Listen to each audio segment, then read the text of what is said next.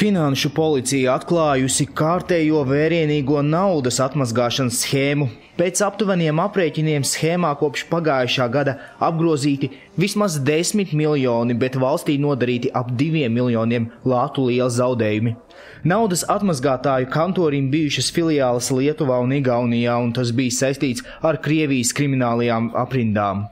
Mēs arī bijām piesaistījuši atsevišķu kratīšanu veikšanai specvienību Omega, un pārliecinājāmies par to, ka tas tiešām bija nepieciešams, jo minētajās adresēs tika atrasti datori portatīvie, kur ir ļoti nepieciešama informācija, lai turpmāk arī pierādītu šos te iespējamos noziedzīgos nodarījumus.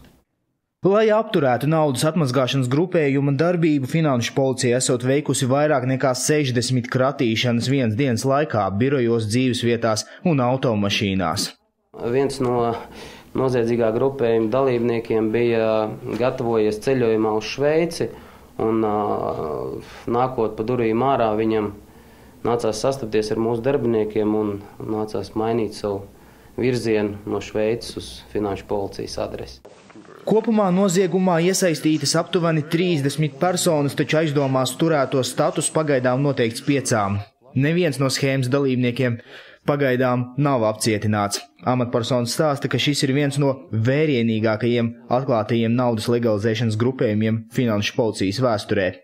Šo naudas atmazgātāju klientu loks esot bijis plašs. Lietā ir iesaistīts viens no Latvijas degvielas mazumtirdzniecības uzņēmumiem, kā arī pazīstams sabiedriskās ēdināšanas tīkls.